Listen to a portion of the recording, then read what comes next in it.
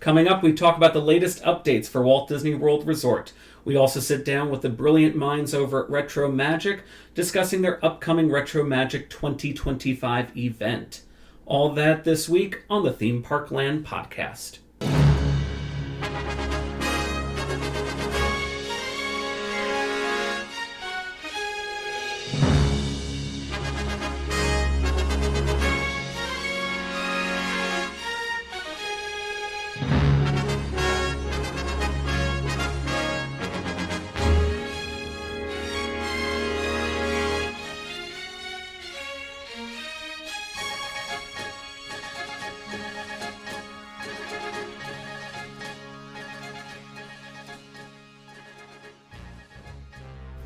Hello, everyone, and welcome to another episode of the Theme Park Land podcast. As always, I am your host, Matt Dobrovolsky, joined once again by my amazing co-host, Matt Rogers. Hello, everyone, and welcome back. Welcome back, everyone. We've got a great episode for you. We just recorded a amazing conversation that we had with Brian Miles and JT Kuzior from RetroMagic. They are going to be talking to you in just a few moments about their upcoming event next month at Disney's Coronado Springs Resort, not to be confused with Destination D23 that is happening next week at Coronado Springs.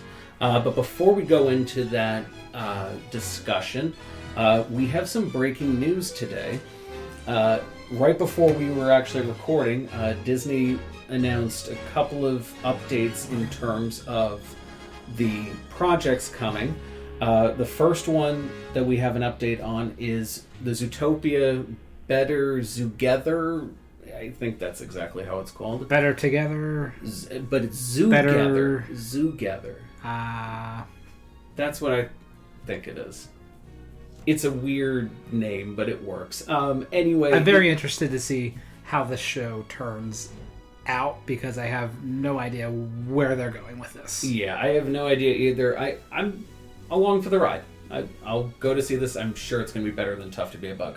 But we do have... My heart. Excuse me. Tough to Be a Bug was horrible. Okay, in a properly maintained state, it was a decent show. It was horrible. It gave children nightmares. Yes. Okay, fair enough. But we do have the official opening date for this, and that is November 7th of 2025. Makes sense because... Right before the holidays, I guess get it while it's hot. But it also makes sense because what happens a couple of weeks later, Zootopia 2 is released in the theaters. So, synergy, darling.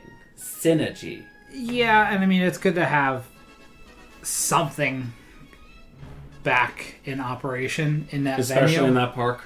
Because Dinoland's basically going to be completely closed, probably starting in early next year. Right. So I mean, this will help for the holiday rush, which will be great.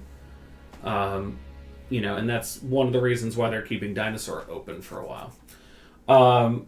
But yeah, November 7th, we'll be seeing this probably in just a few short weeks. We'll see because they haven't really said much about anything about the content of it. So. Right. So. Another thing that we got a little glance at is new concept art for Big Thunder Mountain Railroad, which reopens next year.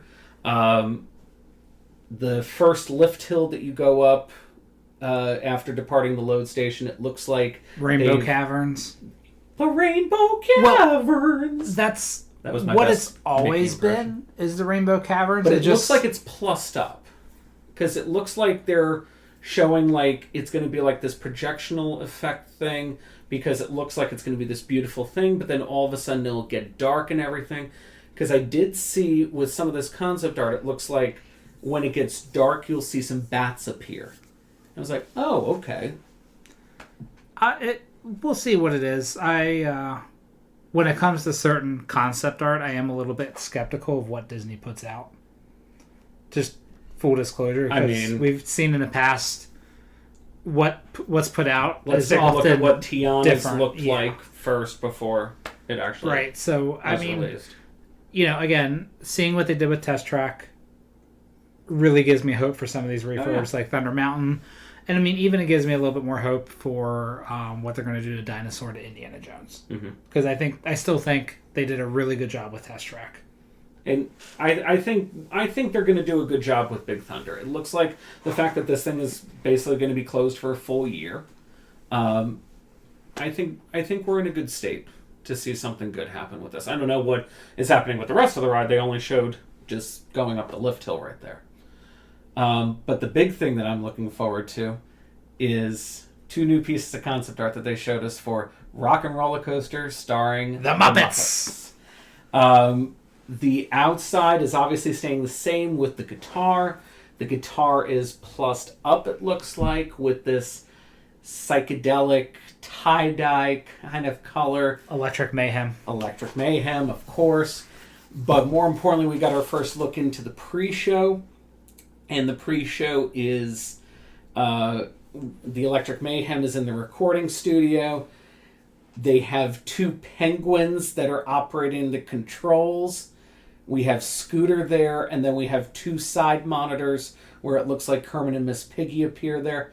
And apparently, it has been confirmed that the 2 penguins that you'll see at the mixer and Scooter are all 3 animatronics. Now, when it comes to the ride experience, Rock and Roller Coaster starring the Muppets, I think it's important to realize it is still Rock and Roller Coaster. Oh, 100%. It is Rock and Roller Coaster in terms of story, in terms of basic plot, most likely. They did say that it is still going to be called G-Force Records. Right. So that's all fantastic. We're changing. And I mean, this is how Rock and Roller Coaster was built from the beginning. Rock and Roller Coaster was built to easily change the music artist. Right? Why it's taken so long, maybe it was a relationship with Disney and Aerosmith, whatever. But it's very clear the ride was designed to easily change music artists. Right. Okay? And so, in terms of story and what we see inside and the load area and the unload area, it's probably going to be very similar. It's just, instead of Aerosmith, it's Dr. Teeth and the Electric Mayhem. Right. This is what has come out of this event, story-wise for this. They're saying, Animal, Dr. Teeth, and the rest of the band are nowhere to be found. You are there in G-Force Records, so G-Force Records' name is staying, which is great. There will be vibrant and psychedelic new design that will grace the bottom of the guitar in the courtyard, as we mentioned. The iconic scenery and landmarks of Tinseltown will be featured still with a Muppet twist. So I'm thinking that's talking about the Hollywood sign you fly through. The Hollywood sign that you see. The freeway exit that you pass.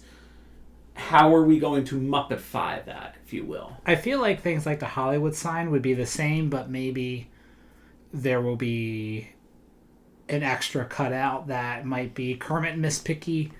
Pity.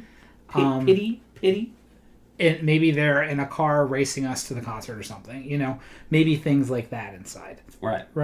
But I don't even expect much of that to change, because the majority of the experience of Rock and Roller Coaster has been the onboard audio. Right. And for the onboard audio, they are saying the Electric Mayhem is playing some of the most iconic rockin' hits on this ride. Again, do not expect a crazy change to this ride, even in terms of theming. It's still Rock and Roller Coaster, but instead of Aerosmith, it's Electric Mayhem.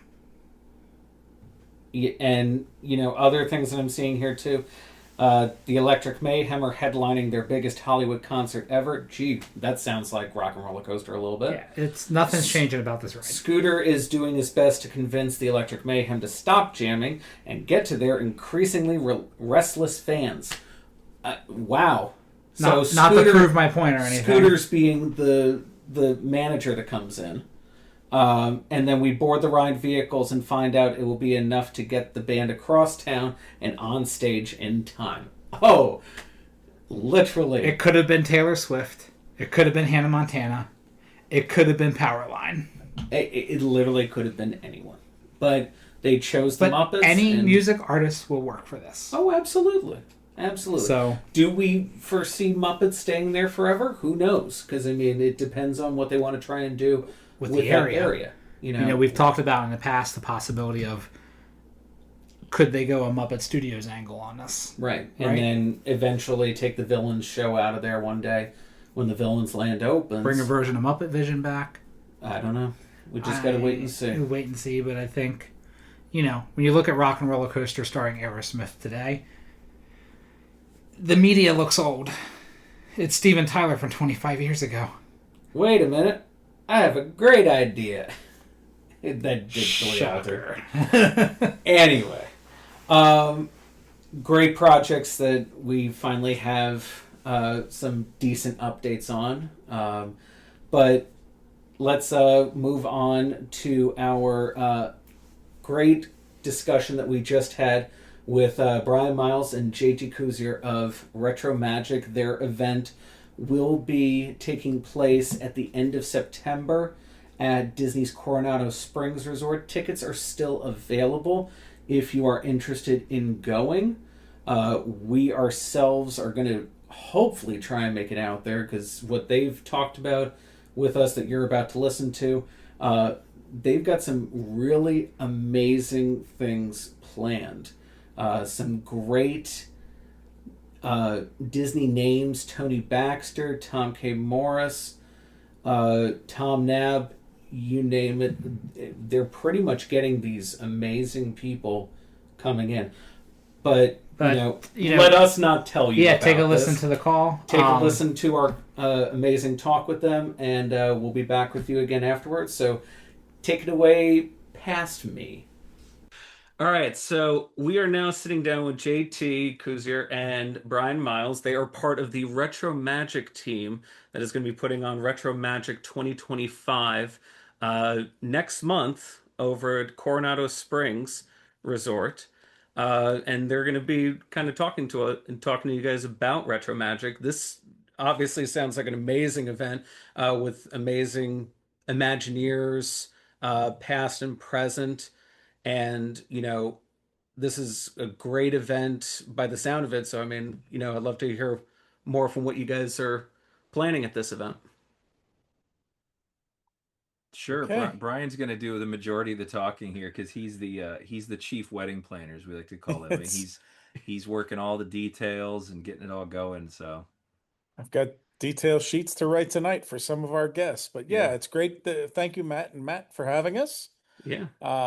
And we'd love to tell you a little bit about RetroMagic 10. And the 10 is not because it's the 10th RetroMagic, but it's the 10th year of our podcast, the Retro Disney World podcast, which is, I think our next episode is 100, right, JT? Are we're closing close. Are we 99 or 100? I don't know. All the half episodes, but 100 full episodes is coming. It's actually more than 100, but the full episodes that in our numbering system, in our Dewey Decimal System, will be about to hit 100.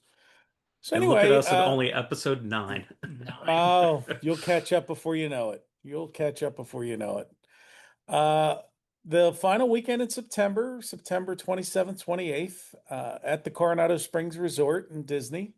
And this is our 5th event, I believe. And what we did was we had been attending D23's Destination D events in Orlando, which I think the first one was in 2009, if I remember correctly. The first one that I got to was Epcot 30 in 2012.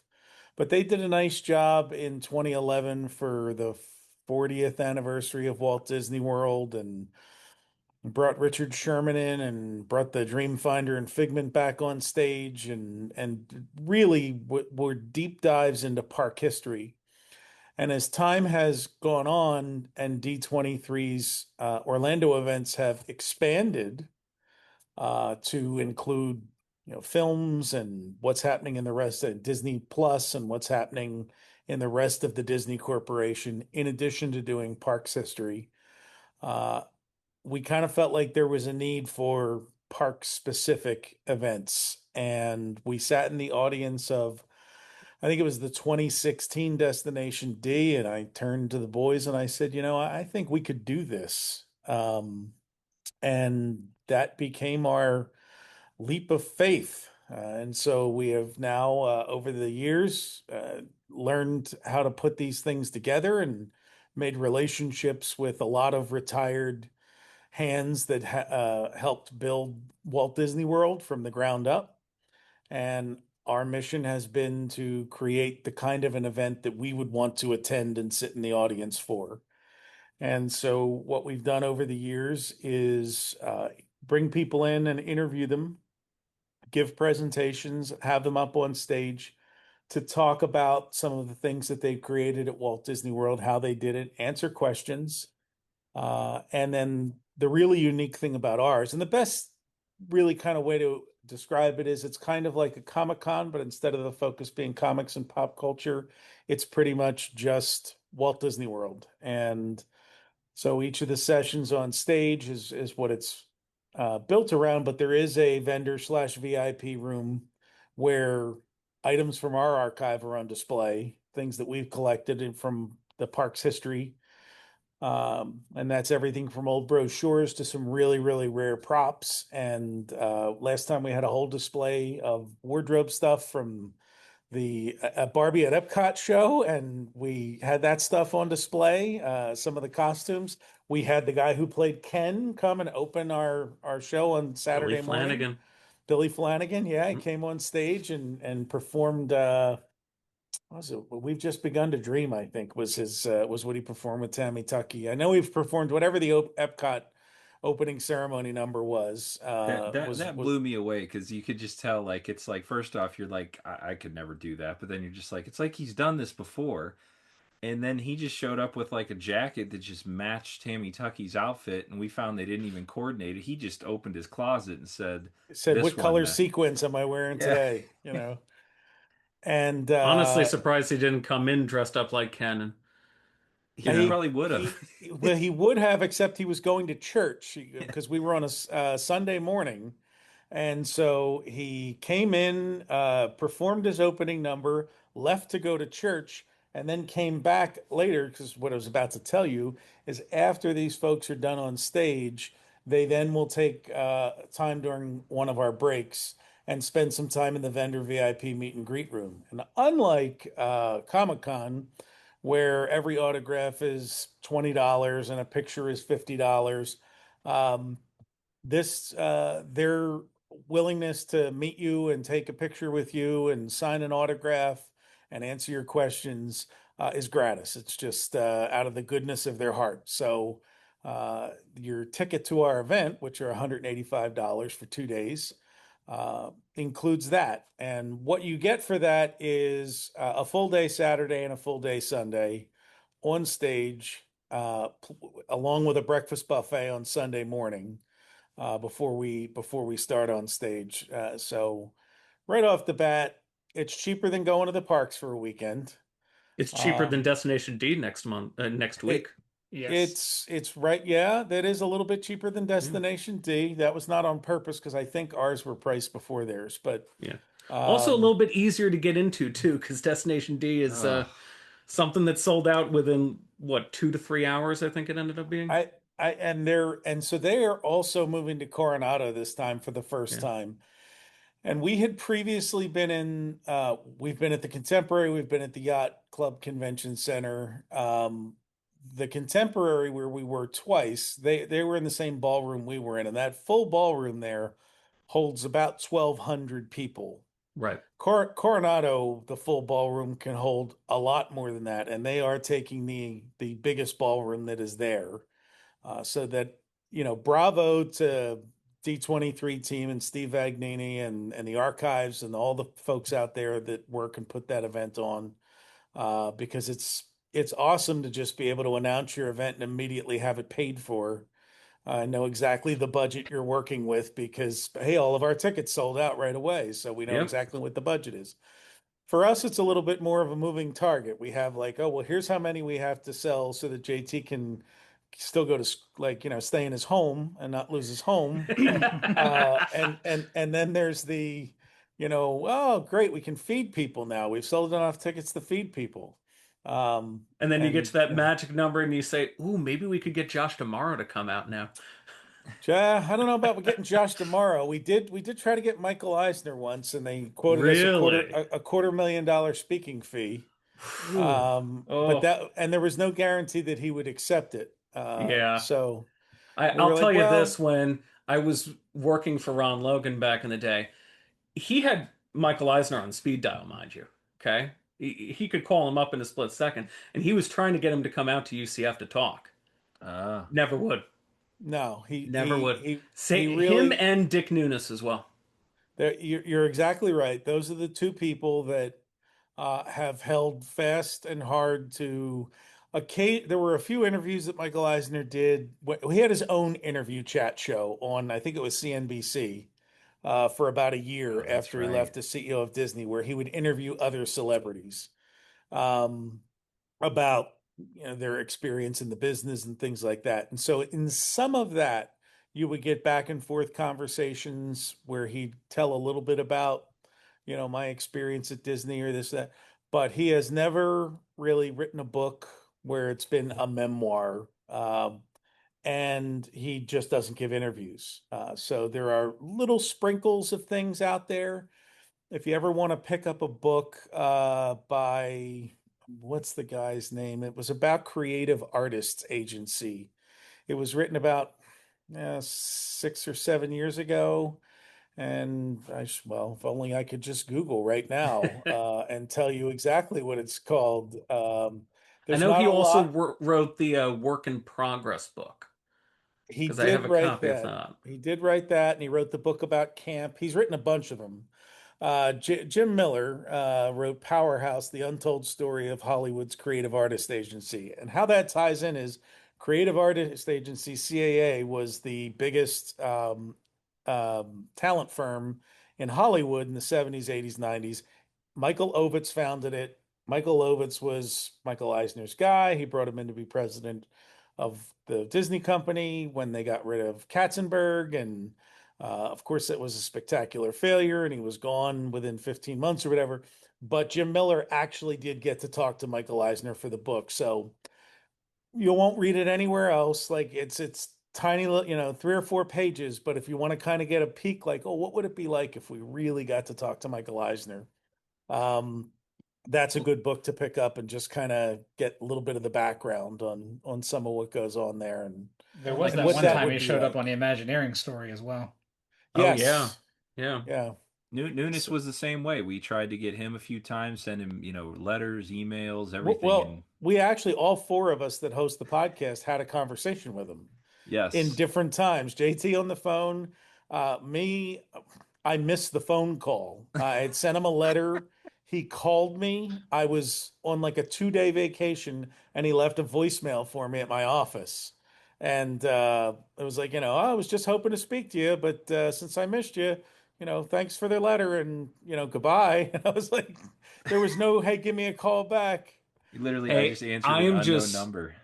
I'm just grateful that Dick did write that book before he passed away, and Yeah. I'm also blessed that D20, the Destination D that we had before the book came out, Yes. Becky Klein talked Had with that, him for like had about a that short. 45-minute, Yeah. I don't even think it was that long. I think he was only yeah, on stage 15, 20 minutes, maybe. It was. whatever. But I will still never forget, we were blessed with him basically calling out the archive Yeah, staff. he Say nobody did. there knows what the hell they're What? doing. Yeah. God, they're a bunch of idiots. Yeah. Right in front of the director of the archives. Yeah. He was sitting there, and that was about, what, 6 months before he died in December, I think it was. Yeah, And because that's right. The book came out after he passed. that was 3 or 4. Well, no, the book came out before he passed because I had sent, so maybe it was the following year Oh, that's right. Yeah, because I because think there were a couple of autographed copies that went I around. got the book. And then after I read it, I mailed it to him. We had his home address. So I mailed it to him with a letter asking, just a very short letter, asking again if I could have him autograph it in person. That would be great. I would come over and pick it up. No go there. About 2 months later, it showed up back in the mail to me with his little very short note and obviously frail signature. And I got that back from him in maybe October, and I think he passed away about 2 months later. I didn't know that. So I Good do timing. have an autographed copy of the book from him. But what a But legend! What a legend! Former president of the Disney attractions. But with these high profile people, I guess they have high price tags too to speak. But this He very much sounds like it's an event for fans by fans. And I know one Imagineer who likes the fans is Tony Baxter, and he's Tony going to be here. Baxter, he is going And to I'm be excited here. for that. It's and we last event that we had was the first one we were able to get Tony to come in for. We had approached him for each of them, but sometimes you have to develop a bit of a track record so that he knows he's not just going to end up in in a conference room at the Ramada Inn with 25 Yeah. guys in t-shirts staring at him sitting on a folding chair. Um, so once we had an established track record, and there were a lot of the California Imagineers who had flown in for our events, had kind of gone back and said, "Hey, Tony, you really should do this." But what happened, what really sealed the deal for us last time was we had done a restoration, and we really Todd McCartney, our president and founder, deserves most of the credit. But he did this restoration of Imagination, which was using some upscaled footage, some stuff people had never seen before. And he really did a faithful recreation of the ride, as a video ride through. It was also available, wasn't it available in I don't have 3D stuff, but didn't he also do like a 3D version of it too, JT? I'm pretty sure, yeah, he did Yeah. the right eye, left eye thing. Right. So he did that, and we were in the middle of the live stream premiere of it, and Tony Baxter actually commented in the YouTube comments and said, "Hey, I'm watching this. This is incredible, and I'd like to come to your event." And we're like, Now, that can't be him. Sick. yeah, we had already invited him, but I remember texting Tom K. Morris out in California, and I'm like, "Is this really Tony on here?" And he's like, "Yeah, that's Tony." I'm like, "All right, well." So that was how we kind of got Tony to come the first time, and that was for our event celebrating the 40th anniversary of Epcot. So it was just area by area from start to finish. We really did the kind of an Epcot event that any of us would want to go to.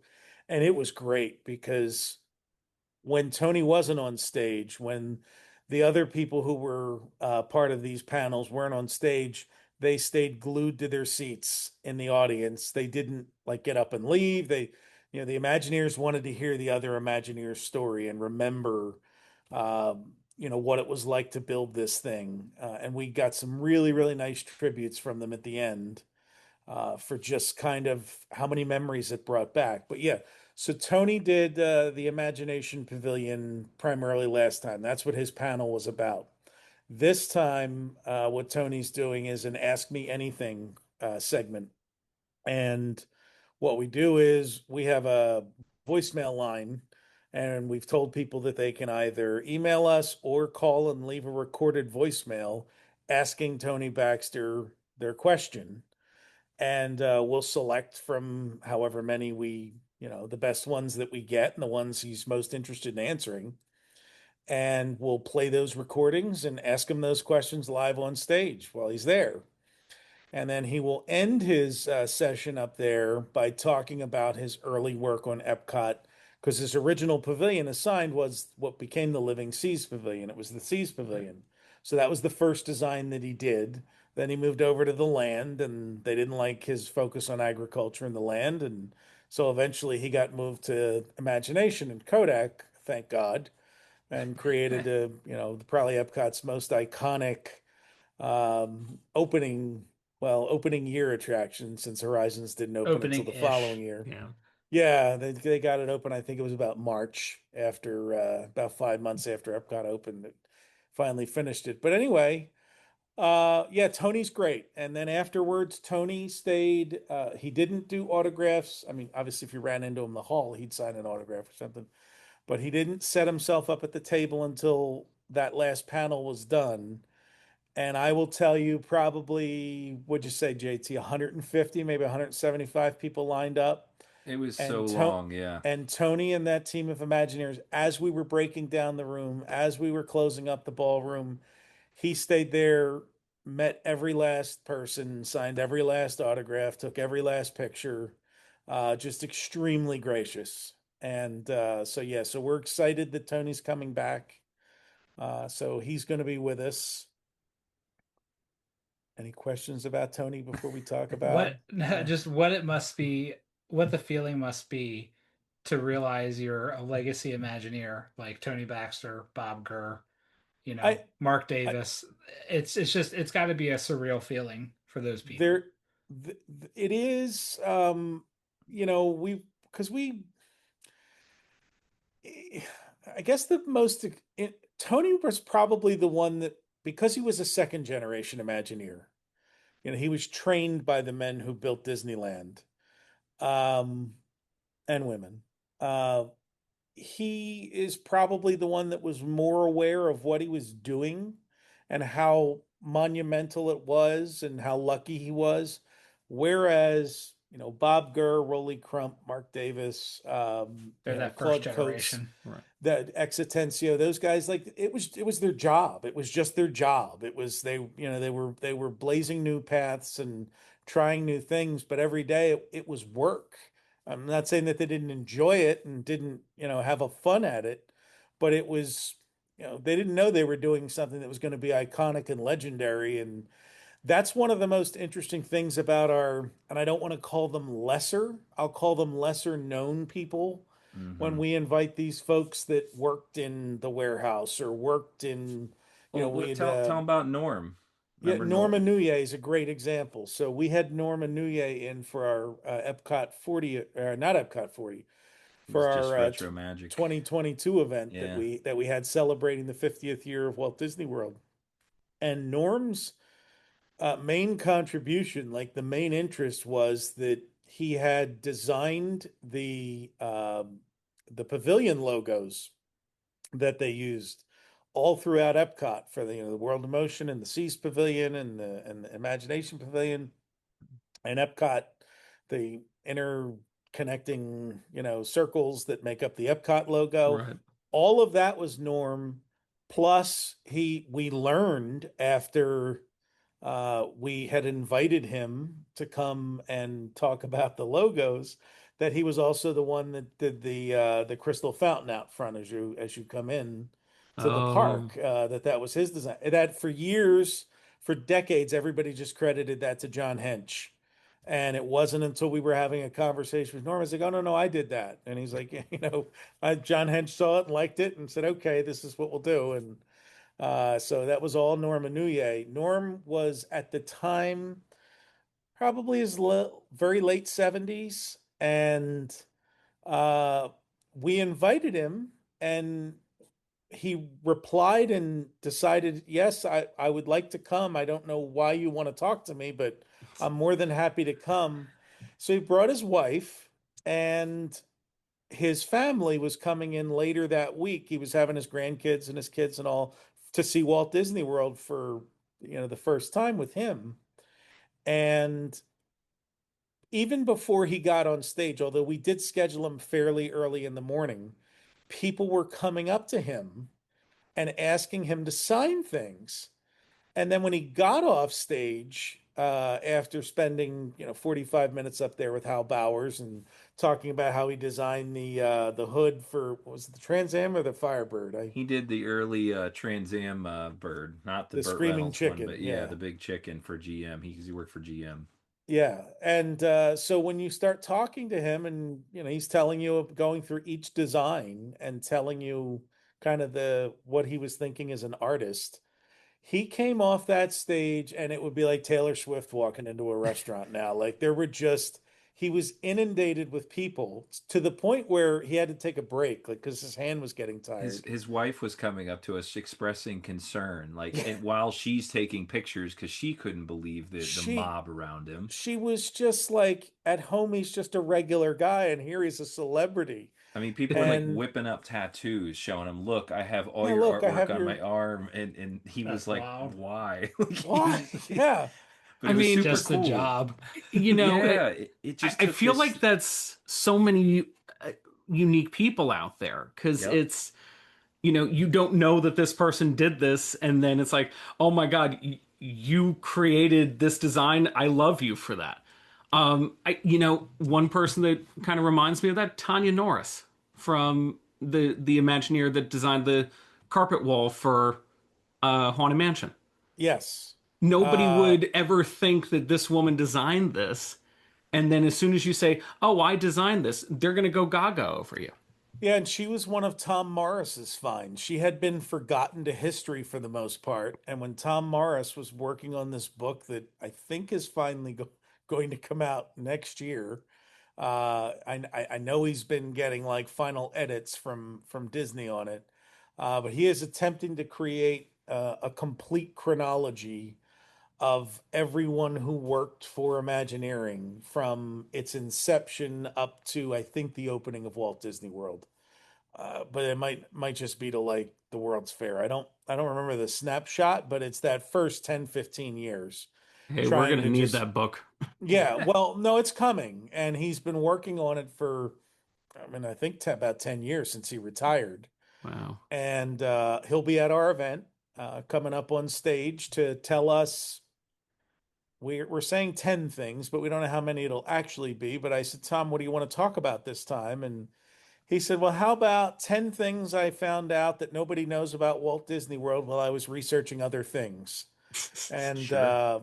but Hey, it works. Yeah, he's the that's a one who topic. discovered Tanya or rediscovered her. He tracked her down, found out she was still alive, interviewed her, then started telling like Becky Klein and these other people, hey, this woman that did the wallpaper in the Haunted Mansion and helped design all of this stuff in New Orleans Square, went on these trips with Walt and Lily to New Orleans and these research trips and everything. She's still around and she's delightful to talk to.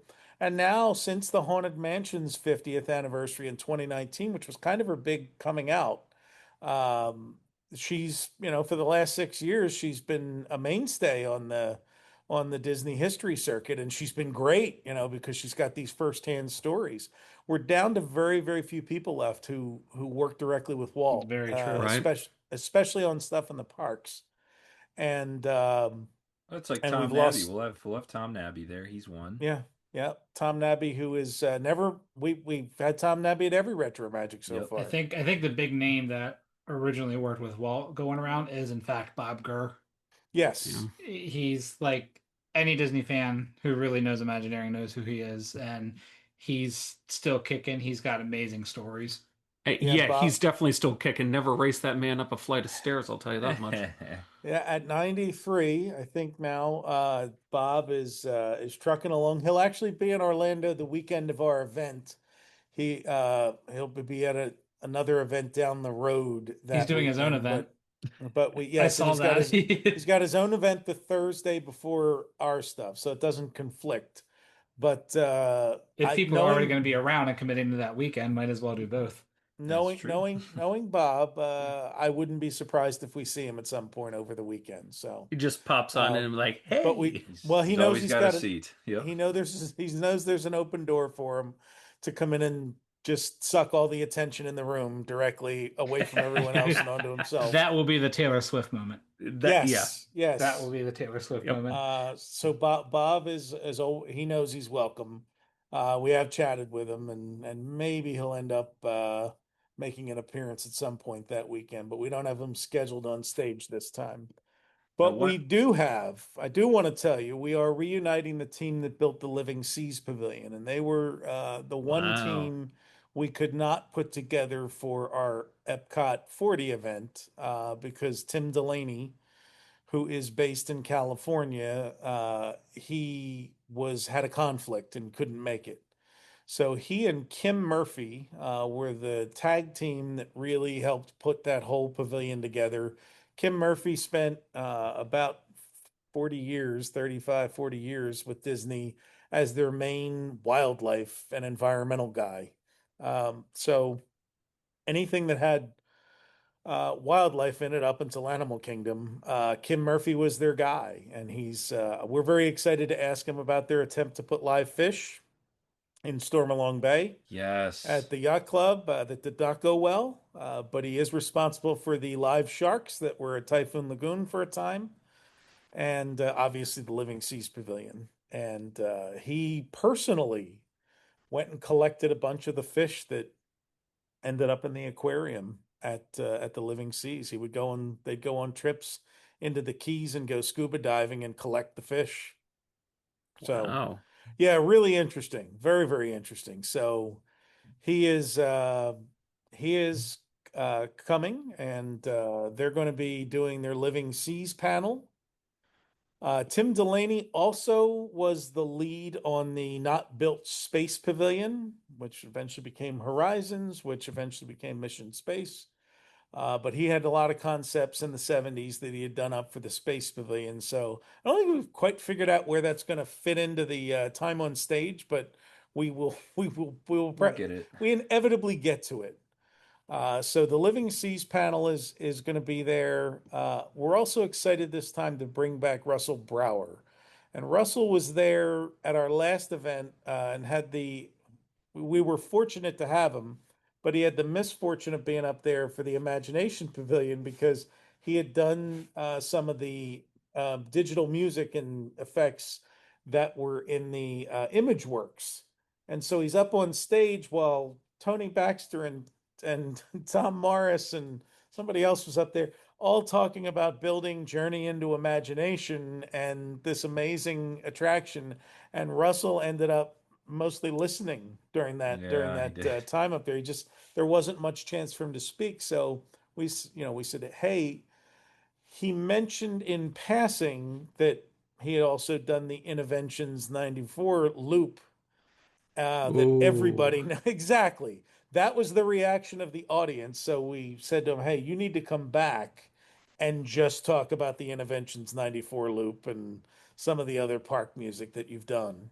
And he Any went on. 90s kid going to Disney is That's it. That's ecstatic the about I that. mean, and that music lived on until they just recently redid Right.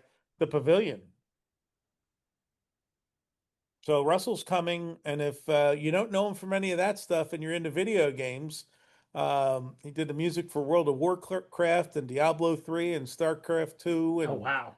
yeah, so he's big on video game music as well. So and he's just a hell of a nice guy too. So Russell's coming back on this one. We're excited about that. I've been doing a lot of the talking. JT, let's talk about this monorail crew. I oh was the just looking at the list of sessions and I was getting ready to ask about the Highway in the Sky session because that sounds neat. Yeah, the whole crew, and it's great. I love these ones because it's, I mean, to not be disrespectful, it's a bunch of old timers that were there a long time ago, and the stories I just love getting out of them. It's like this, you almost don't believe them sometimes, the things they say, because it's just like that was so long ago. But we've got the whole crew of the monorail, and I'm excited to have them. I did want to add though, the one bonus event we're having at this event that we haven't ever done before is. Normally on YouTube, we'll do, I don't know, once every few months, we call it movie night, and we go on live. And Todd's our video guru, our film guru. That's something our group does is we collect old films, vacation footage. I mean, we'll get somebody to reach out to us and say, hey, I've got a weird beta cam tape from Epcot in this pavilion, and we get it converted, restore it, and that. So we share that stuff out there on our YouTube channel. Well, we're gonna have a live movie night at this event. So after everything wraps up Saturday, we're gonna go back, get, changed, comfy clothes, whatever you want to call it, and then back into the ballroom again. We're gonna have a live movie night that's included with admission, so people can come back and hang out with us. And what's the bonus with that is Tony Baxter is gonna be there. He's gonna hang out, offer up some of his films, possibly some unseen things, and Ooh. even offer commentary on what we're showing, which, I mean, I don't know, how often do you get to sit and watch old films with the Disney Imagineer just chilling with you? So I'll say these events are cool for like, you have to like, not like pinch yourself, but you sit there and you're going, there's Tony Baxter right there. And it's weird. I was trying to explain it to my 10-year-old daughter, and she's starting to get it, but I'm like, you're never gonna see this guy again. And it's like, just go get a picture with him, bro. That type of thing. It's just a unique opportunity where, Right. like we were saying, D23, they're up on a stage, they're real far away in a 3,000 person room, where ours is like you could be eating breakfast one table over from Tony Baxter and go up and shake his hand. Yeah. So I remember before we did the 2022 event, we had done two prior events. Bob Gurr had been at both of them. So we had, just weathered COVID, which put off our event by about a year. And we were standing there in the morning. We were before we opened the doors, and Bob Gurr came into the room early and was sitting there, and we were kind of letting him pick his table. And I said, "Hey, Bob, do you mind if you and I get a picture? Because I just realized that we've done three events together, and I've never gotten a picture with you because we're always so busy, and you never know, like, hey, maybe I'll never see you again. I don't know, but I'd like to get my picture with you." Yeah. And I mean, there's video of me on stage interviewing him, but I had just never had a picture with him. So yeah, it really is. I heard somebody a completely different track. There's obviously there's fan conventions for everything. JT's a car guy, and I listen to podcasts about old computers because I was I was alive in the pre-computer age and remember when we got our first computer and I didn't like the brand of computer we got, so I saved up money so I could have an Apple II computer like we had at school. And so I listen to podcasts where old Apple II people actually, people that grew up like me talk to people who build it, talk to people who wrote some of the most famous software, and all that. And they go to these conventions, and there's a bunch of them. There's a bunch of vintage computing festivals. And so there was a roundtable one I was listening to this week where they're like, I tell people I'm going to a vintage computer, conference, and they're like, well, what is that? And the one girl, JT, will love this. She said, I explain it this way. It's just like car guys. It's just like car conventions, except instead of people showing off their cars, they're showing off their old computers and the yeah, parts of old computers and selling reproduction parts and selling modifications and doing interviews with people who help build the things. And it could apply to our event as well. I mean, Comic-Con is usually a better, or a pop culture convention is a better comparison for us, but it really does. The idea of, what Comic-Con does now with like these old stars of TV shows we watched growing up or, movies growing up. And now you are professional wrestlers are another ones that go to these things. And, you watch them on TV growing up. The idea that you would ever meet these people yeah. blows your mind. Hmm. Or that you would find out, well, who's the person who made this haunted mansion thing happen? And then you can just go hang out with them and and they tell you stories. Right. That that I think that's the that's the best part for me is the stories we get out of it. Yeah. And I heard this, and it's not a perfect reference, but I was real into World War II history for a while, and they were telling you how many veterans are passing away every year, every day, and they said those stories are getting lost. And when we get one of those aha stories, like Jim Sarno telling us that he paddled from Fort Wilderness to Epcot via canoe to go to work, and we're just like, that's insane. And like so you get these stories out of people that like were never told. That's always to me like these moments of like, that's so cool. We got to Right. hear that, and like it was shared, whether it was on a podcast or at an event we have. And whether you're at the event and you hear it in person, you get to meet the people. Either way, it's preserved, and we're trying to save that history because it's important, we think. That's why yeah, I'm and still blessed to this day that I got to work alongside a Disney legend when I was at UCF. Sure. Ron's classes were always just him telling stories. And everyone was like, "No, he's not teaching us about the actual industry." No, he You is. gotta you He gotta is listen. teaching you about the industry. He's telling you about the past, and he's telling you these stories of the past which correlate to the industry today. What yeah, was we his were quote real he said to us, Brian? He said, carry an olive branch in one hand and a machete in the other, or a hatchet in the other, or Yeah. something. That was a That was great something quote. he said. Yep. Yeah, we yeah, that yeah, we rang were true. when we came up with the name RetroMagic. I said, well, we have to have Ron Logan come and talk about SpectroMagic, which is by far the most beloved parade. I think it even eclipses the Main Street Electrical Parade with most hardcore fans, and because it didn't have the run that Main Street Electrical Parade has had. It had a shelf life and it went away, and it's never come back. But the music was perfect and everything about it was great. And so Ron came with Bill Zanetti and did the most wonderful.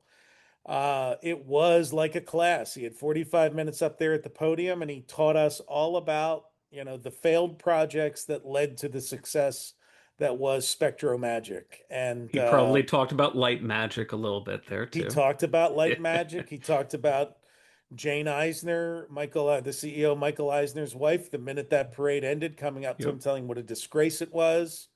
And that is why that parade lasted like 10 days or something like that before they pulled it. And yeah, so sometimes from failure, legendary things spring. So we had the great opportunity to have Ron with us, and then we sadly lost him a few years later. We had the amazing experience of flying out to California and sitting in Rolly Crump's living room and recording one of the last interviews anybody ever recorded with Rolly, to share with people at our first full ballroom RetroMagic event. We lost David Coolidge, who we had at several of our events displaying art that he was on property at Disney with the Festival of the Arts and doing other stuff. Actually, if anybody's grandmother or mother out there collected the Smucker's Christmas plates that were put out for something like 51 years, they just ended them a couple of years ago. David painted every single one of them. He did the artwork for the Smucker's Corporation, and but David was a wonderful resource for us, and we lost him about a year ago. There's probably one or two others that we've had on stage with us that are gone now. And it's always kind of like a little bit of a kick in the gut. But you look back and think, thank God we had that experience.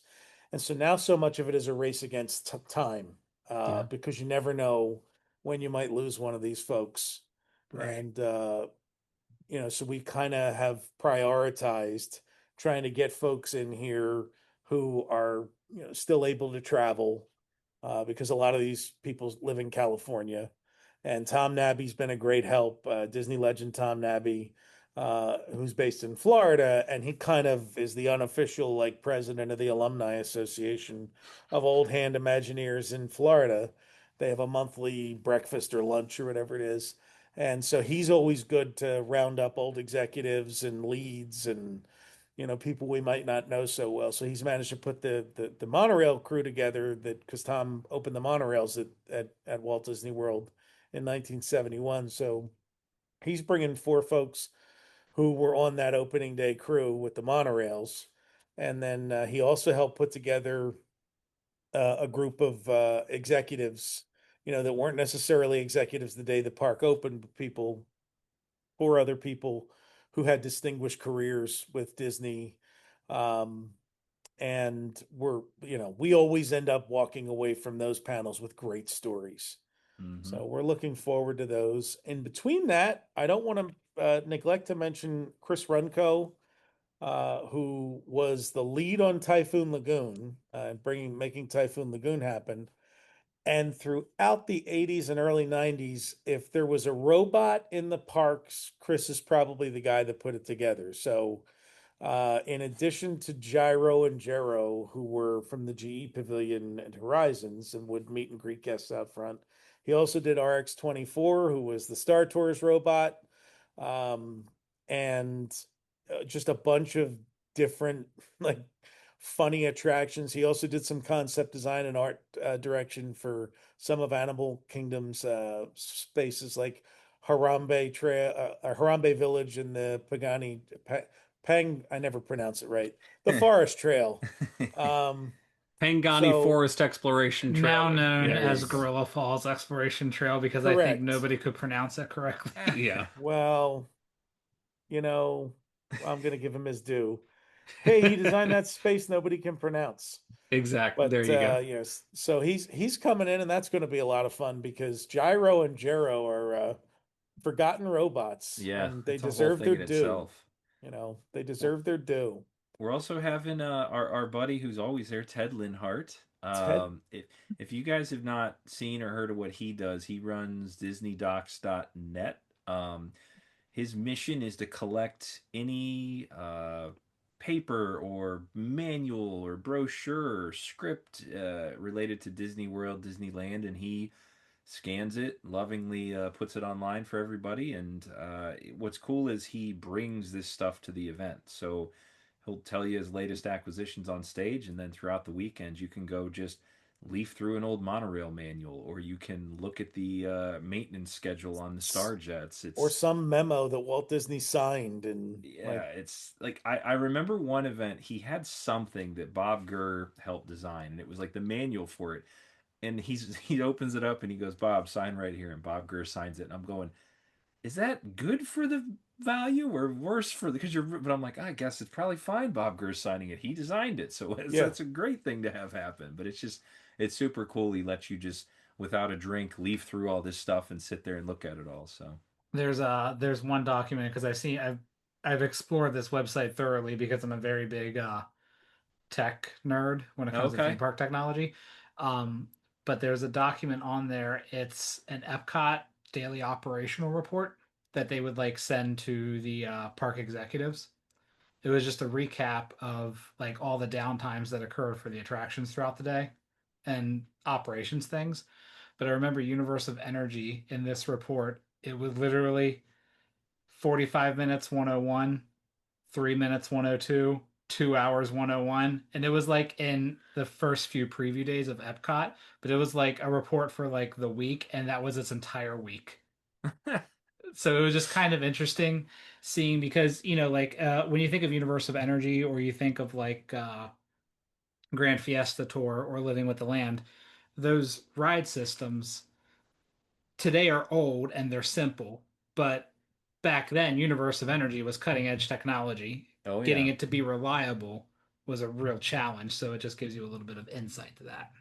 What was that we got right before the last event? The Universe of Energy ride vehicle testing film, and it was like, was that filmed in California It or was is on it? the lot in California, from a source that shall remain anonymous, sent us footage of Dick Nunis and Disney CEO Card Walker, and I don't remember if Ron Miller was on there or not, but a bunch of them in the lot and in Burbank riding the test vehicle for just outside in the parking lot for Universe of Energy to prove that it worked. Wow. But it was just the flat platform. It's It these looked like a guys, pontoon boat just, yeah, low to the ground, and they're you just know, like, all right, fire it up there's there, and they're there just was no seat. They No just seats or wanted to prove anything.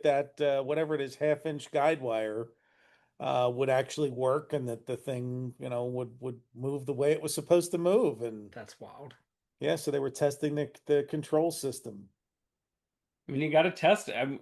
That was technically the first trackless ride. You're not wrong. Yeah. I mean, you're not wrong. And then there was an engineering guy who was on a Disney retiree Facebook page many years ago. I captured the screen image of his comment because he might not even be around anymore, but he talked about how that turntable in that theater where that ride loaded would constantly go askew, and that he eventually fixed it with, I think it was baby powder. He figured out that they used to fix whatever small imperfection was causing it to go off its axis or whatever on the rotation, binding and, up. and not Yeah. work. Yeah, it's crazy. Like, you just find crazy stories like that. I mean, this, Yeah, no, but this event sounds really, yeah. really. If you are a Walt Disney World fan that loves hearing these stories, it's kind of like listening to a bunch of old railroaders.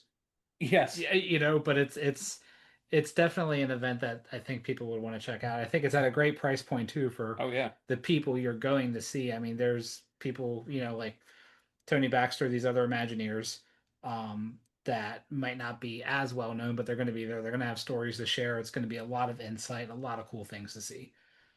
Uh, I'll tick off the other things really quickly so that we don't spend too much time on them. We're going to have a panel on the Main Street Arcade that used to sit on Main Street USA. There was an actual arcade there that had vintage machines and modern arcade machines in it.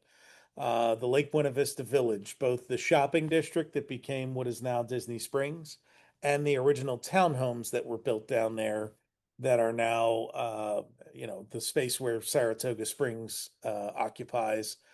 Paul Osterhout, who was the lead Imagineer on so many different things in the 90s, will be doing a panel talking about all the 1990s stuff because we're actually calling it I Love the 90s. And he did Enchanted Tiki Room under new management and the last Carousel of Progress update, all of New Tomorrowland, Tomorrowland 94. That was all his projects. So he's got some great stories for us. And Muppet Vision 3D, which you can't leave that out. We're all Paul's stuff. And we're also reuniting some folks who were part of the Tapestry of Nations. We always have our friend Tammy Tucky come and bring some entertainment folks in, and there'll be some surprises there with that as well. So she'll be in to reunite some of the folks that were part of the Tapestry of Nations parade, which is If Ron was still still to alive, he would still to love that. yes, he would, because still to this day I see pictures of it and I'm like, wow, that was weird. Yeah. You know, Well, just I that mean, era. So let me ask you guys, what panel are you both looking forward to the most out of the whole event? I was born in the early mid 80s, so anything in the 90s is right where, I like to hear things because I actually experienced it. So I'm excited to hear about Tomorrowland 94. That was when I became a huge fan of going to the parks. Typhoon Lagoon, that stuff. And also too, like I said, I like that early stuff with Tom Nabby all the time. So I'm excited to hear about that as well. That's the monorail stuff. I'm a big, car guy, mechanics, all that stuff really is fun for me because that's what I do when I walk around the parks. I just look at stuff and I'm like, gosh, how'd they make that work? And I can't believe that runs every day. I mean, when I had Bob Gurr on stage, that was one of the questions I think I made up to ask Michael, what's the fastest you drove the monorail straight through the Contemporary? Because I just wanted to know. That sort of stuff is awesome to me. So yeah, I would say the Living Seas because I don't have to do that panel, so I get to sit in the audience and watch it, and that's a big one with Kim Delaney and Tim Murphy. And then the one that I think I'm on stage for is Tom Nabby's one with the different executives because like JT said, we get these great stories that like nobody's heard, it's and we what we walk we away. prepare and we pre-interview and we do stuff, but like it always seems like something comes out or it leads to something else or it's just you kind of roll with it on stage and we're not interviewers by trade or anything, but it's like it's just fun to just go up and have a talk with these people in front of which feels like 400 of our friends. It's kind of fun to do. One Yeah. of the interesting things about, I'll give you an example from the last event of to what JT's talking about. So we had Hugh Darley there, who went on to do great things after Disney, but while he was at Disney, he was an art director at World Showcase and worked on so many other attractions and little areas of the parks in his time with Disney. And Hugh has this wonderful deep Southern Georgia drawl when he talks, and he's telling us different stories. And I had just thrown two pictures of him up there in our session presentation where he was behind the scenes working on the shooting gallery, and he spent a couple of minutes talking about the conversion. Nobody wanted the shooting gallery job because it was a little, just side attraction. And he said, I took it head on. And so he oversaw the conversion of the Magic Kingdom's shooting gallery from the lead pellets that he used to shoot to the lights, the infrared light. And he said that it was the first infrared like light one in the country was done there. And he loved, well, I got to tell you, when he got off that stage, more people wanted to come up to him and talk about the shooting gallery than anything else. And he talked about some great stuff. Yeah. But like you never know what's going to hit with people, and it's those little side things that people are like, oh, I really want to talk to you about that. That's awesome. Yeah. I mean, I think you guys have a great event. And, I hope, I hope our listeners can try and get out there to see the event. If not, I mean, I assume you guys are going to try and do this for years to come.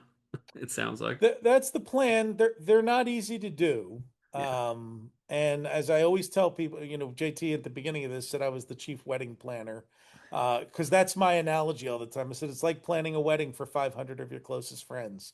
And if any of you have ever, had a mom that has had to run a wedding, or a sister that's gotten married, or you've married someone yourself, it is like a tempest in a teapot for until it's over.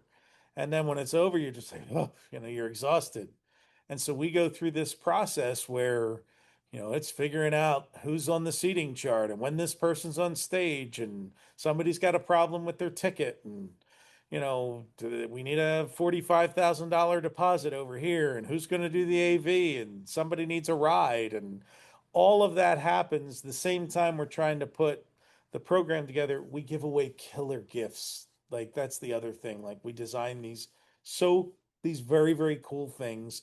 The two things I know that are already in production for this are going to blow people's minds. Am I right, JT? Like, Yeah, they're very good. Every time we try to think of something it's tricky because you don't want to you can't make an exact copy of something Disney did for the most part. And at the same time, we want to meet things in spirit. I mean, at one point, you can barely see it on my shelf here. We gave everybody a model of the Epcot fountain before Disney re-released it in the Epcot redo, and yeah.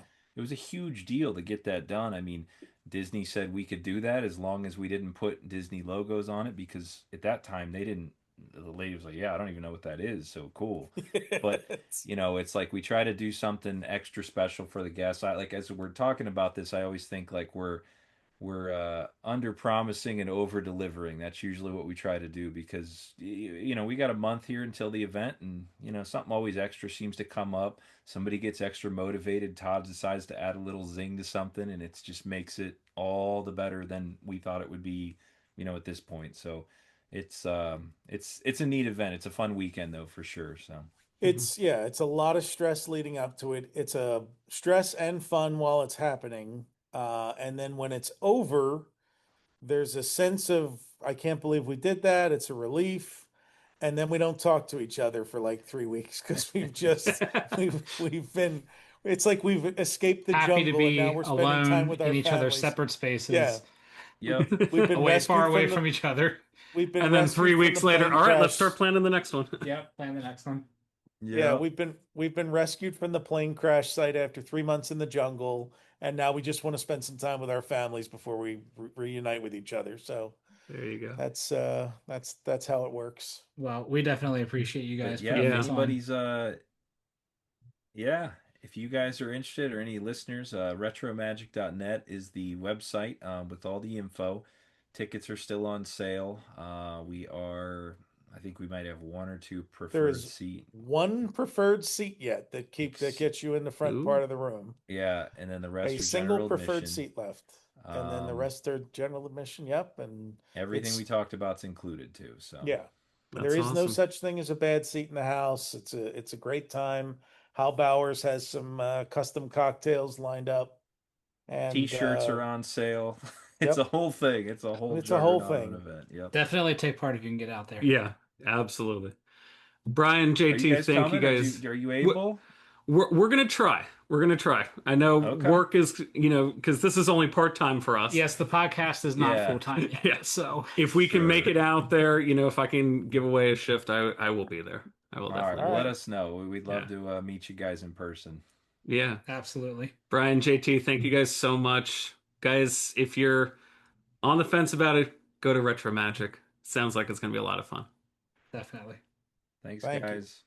Well, guys, I hope you enjoyed that. I think we had such an amazing time just sitting down and talking with these two about this event. Matt, can you give us a rundown again of ticket prices and the dates again, please. Yeah, so again, all the information can be found at RetroMagic.net.